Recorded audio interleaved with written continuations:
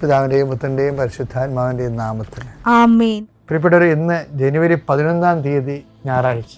അമ്മേ പരിശുദ്ധ അമ്മേ, അമ്മേ പരിശുദ്ധ ദൈവമാതാവേ, കൃപാസനത്തിലൂടെ ഞങ്ങൾക്കും ഞങ്ങളുടെ ദേശത്തിനും അമ്മ മധ്യസ്ഥം തേടി തന്ന എല്ലാ അനുഗ്രഹങ്ങൾക്കും കൃപകൾക്കും ഞങ്ങളിപ്പോൾ ഹൃദയം നിറഞ്ഞ നന്ദി പറയുന്നു. അമ്മേ പരിശുദ്ധമ്മേ ദൈവമാതാവേ, 2004 ഡിസംബർ 7 ഉച്ചകഴിഞ്ഞ് 2:30 കൃപാസനത്തിൽ സംഭവിച്ച അമ്മയുടെ പ്രത്യക്ഷപ്പെടലിനെ കുറിച്ച് തിരുസഭയ്ക്ക് സമർപ്പിച്ചിരിക്കുന്ന പഠനരേഖകളുടെ മേൽ സഭാത്മകമായ പഠനം ആരംഭിക്കുവാൻ ഞങ്ങൾ പ്രാർത്ഥിക്കുന്നു.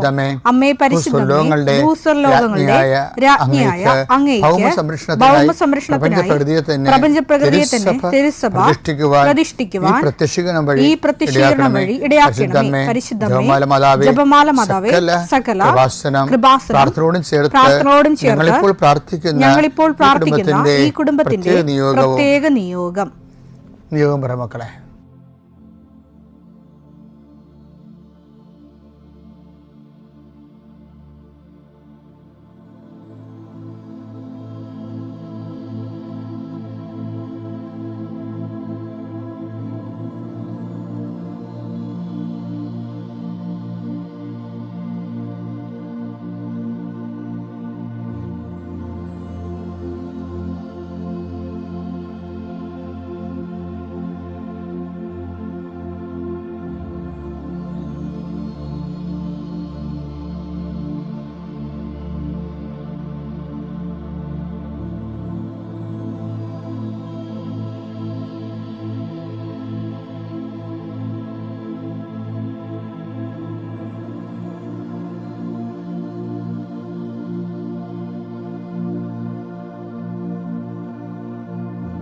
അമ്മയുടെ പ്രത്യക്ഷീകരണത്തിന്റെ ഈ അനുഗ്രഹവേളയിൽ ഞങ്ങൾക്ക് സാധിച്ചു തരുവാൻ കനിയണമേ. ആമേൻ. വിശ്വാസ പ്രമാണം.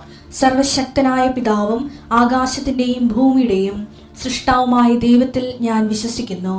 അവിടുത്തെ ഏകപുത്രനും ഞങ്ങളുടെ കർത്താവുമായ ഈശോ മിശിഹായിലും ഞാൻ വിശ്വസിക്കുന്നു. ഈ പുത്രൻ പരിശുദ്ധാത്മാവിനാൽ ഗർഭസ്ഥനായി കന്യകാമറിയത്തിൽ നിന്ന് പിറന്ന് പൊന്തിയോസ് പീലാത്തോസിന്റെ കാലത്ത് പീഡകൾ സഹിച്ച് കുരിശിൽ തറയ്ക്കപ്പെട്ട് മരിച്ച് അടക്കപ്പെട്ട് പാതാളങ്ങളിൽ ഇറങ്ങി മരിച്ചവരുടെ ഇടയിൽ നിന്ന് 3-ാം നാൾ ഉയർത്ത് സ്വർഗത്തിലേക്ക് എഴുന്നള്ളി സർവശക്തിയുള്ള പിതാവായ ദൈവത്തിന്റെ വലതുഭാഗത്തിരിക്കുന്നു. അവിടെ നിന്ന് ജീവിക്കുന്നവരെയും മരിച്ചവരെയും വിധിക്കുവാൻ വരുമെന്നും ഞാൻ വിശ്വസിക്കുന്നു. പരിശുദ്ധാത്മാവിലും ഞാൻ വിശ്വസിക്കുന്നു. വിശുദ്ധ കത്തോലിക്കാ സഭയിലും പുണ്യവാന്മാരുടെ ഐക്യത്തിലും പാപങ്ങളുടെ മോചനത്തിലും ശരീരത്തിന്റെ ഉയർപ്പിലും നിത്യമായ ജീവിതത്തിലും ഞാൻ വിശ്വസിക്കുന്നു. ആമേൻ. സുഖസ്ഥനായ ഞങ്ങളുടെ പിതാവേ, അങ്ങയുടെ നാമം പൂജിതമാകണമേ. അങ്ങയുടെ രാജ്യം വരണമേ. അങ്ങയുടെ തിരുമനസ് സ്വർഗത്തിലെ പോലെ ഭൂമിയിലും ആകണമേ. അന്നു വേണ്ടുന്ന ആഹാരം ഇന്ന് ഞങ്ങൾക്ക് തരണമേ. ഞങ്ങളോട് തെറ്റ് ചെയ്യുന്നവരോട് ഞങ്ങൾ ക്ഷമിക്കുന്നത് പോലെ ഞങ്ങളുടെ തെറ്റുകൾ ഞങ്ങളോടും ക്ഷമിക്കണമേ. ഞങ്ങളെ പ്രലോഭനത്തിൽ ഉൾപ്പെടുത്തരുതേ, തിന്മയിൽ ഞങ്ങൾ രക്ഷിക്കണമേ. ആമേൻ. നന്മ നിറഞ്ഞ മറിയമേ, സ്വസ്തി. കർത്താവ് അങ്ങയുടെ കൂടെ സ്ത്രീകളിൽ അങ്ങ് അനുഗ്രഹിക്കപ്പെട്ടവളാകുന്നു. അങ്ങയുടെ ഉദരത്തിൻ ഫലമായി ഈശോ അനുഗ്രഹിക്കപ്പെട്ടവനാകുന്നു. പരിശുദ്ധ മറിയമേ, തമ്പുരാന്റെ അമ്മേ, പാപികളായ ഞങ്ങൾക്ക് വേണ്ടി ഇപ്പോഴും ഞങ്ങളുടെ മരണസമയത്തും തമ്പുരാനോട് അപേക്ഷിക്കണമേ. ആമേൻ. കർത്താവേ, നിന്റെ ഉന്നതമായ നാമത്തിന് സ്വസ്ഥം ചെയ്യുന്നു. കർത്താവേ, നിന്റെ വിശുദ്ധ പൗരോഹിത്യത്തെ മഹത്വപ്പെടുത്തണമേ. കർത്താവ്, ഈ പ്രഭാതത്തിലെ അങ്ങയുടെ മക്കളെ കാത്തു കൊതിച്ചിരിക്കുകയാണ് ഈശോയെ. നിന്റെ വലതുകരത്തിൻ്റെ ഒരാശീർവാദം കിട്ടാൻ വേണ്ടി. കർത്താവേ, ഇന്ന് യാത്രക്കൊരുങ്ങുന്ന ഓരോ മക്കളുണ്ട്. ഓരോ ഉദ്യമങ്ങളിലൂടെ മനസ്സിൽ വിചാരിച്ചുകൊണ്ട് പോണവരുണ്ട്. ഓരോ ലക്ഷ്യങ്ങൾ മനസ്സിൽ വെച്ച് പോകുന്നവരുണ്ട്. കർത്താവേ, നിന്റെ തിരുമുറുവാർന്ന് ആണിപ്പെടുതാന്ന് വലതുകരം മക്കളുടെ ശിരസ് വെക്കണമേ.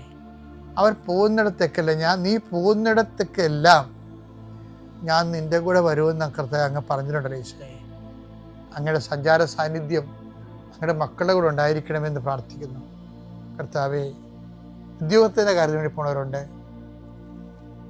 പഠന കാര്യങ്ങൾക്ക് വേണ്ടി പോകുന്നവരുണ്ട്, ജീവിത വ്യാപാരങ്ങൾക്ക് സാമ്പത്തിക കാര്യങ്ങൾക്ക് വേണ്ടി പോകുന്നവരുണ്ട്, ജോലി സംബന്ധമായ കാര്യങ്ങൾക്ക് വേണ്ടി പോകുന്നത് അവരെ എല്ലാം കർത്താവിന് തിരുസേന സമർപ്പിക്കുന്നു. ടെസ്റ്റ്, ഇൻ്റർവ്യൂ, പരീക്ഷ,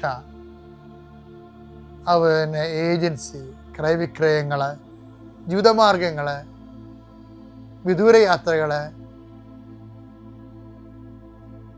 അങ്ങനെ ബന്ധുത്വം മുറക്ക് പോകുന്ന വിവാഹ യാത്രകൾ, ഈശോയെ എവിടെയെല്ലാമൊക്കെ പോകുന്നു അവിടെയെല്ലാം അങ്ങയുടെ മക്കളുടെ കൂടെ നീ ഉണ്ടാകണമേ എന്ന് പ്രാർത്ഥിക്കുന്നു.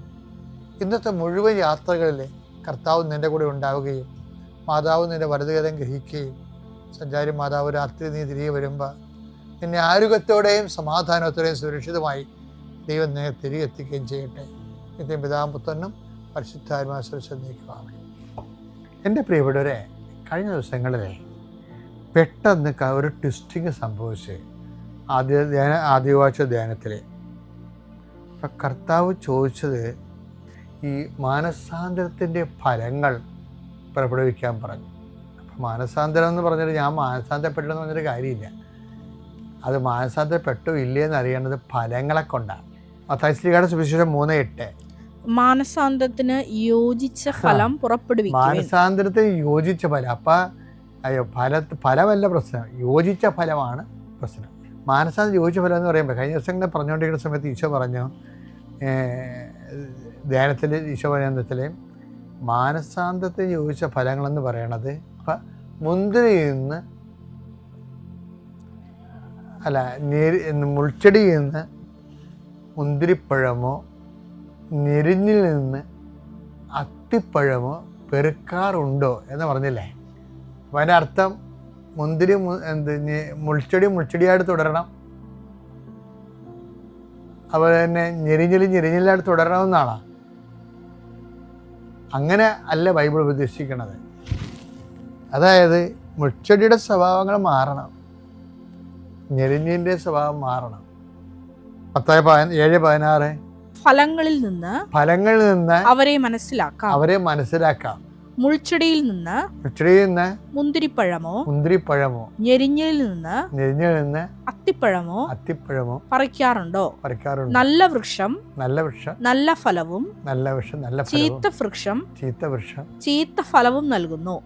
പക്ഷെ ചീത്ത വൃക്ഷം ചീത്ത ഫലം നൽകുന്നു എന്ന് പറയുമ്പോ അപ്പൊ ചീത്ത വൃക്ഷം എന്നും ചീത്തയായിട്ട് നിന്നാ മതിയോ? അതാണ് വിഷയം.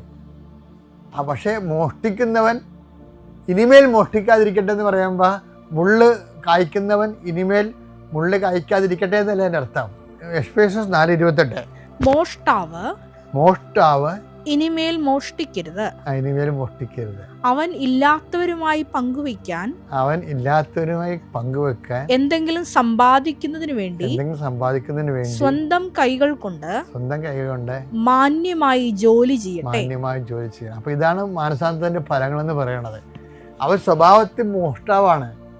പക്ഷെ ആ മോഷ്ടാവ് ദൈവത്തിലേക്ക് വന്നു എന്ന് പറയണമെങ്കിൽ എന്ത് ചെയ്യണം? അവൻ പോയി അധ്വാനിക്കണം. അധ്വാനിച്ചിട്ട് എന്ത് ചെയ്യണം? അവൻ്റെ ആവശ്യത്തിനും അതിൽ അധ്വാനിക്കാൻ നിവൃത്തിയില്ലാത്തതിൻ്റെ ആവശ്യത്തെ കൂടി സഹായിക്കുമ്പോഴാണ് മാനസാന്തരത്തിൻ്റെ ഫലങ്ങളാകണത്. അപ്പോൾ ഈശോ പറഞ്ഞത് എന്താ? മുൾച്ചെടിയിൽ നിന്ന് മുന്തിരിപ്പഴമാണ്. അപ്പം ഈ മുന്തിരിപ്പഴം കിട്ടാൻ പാടാണ്.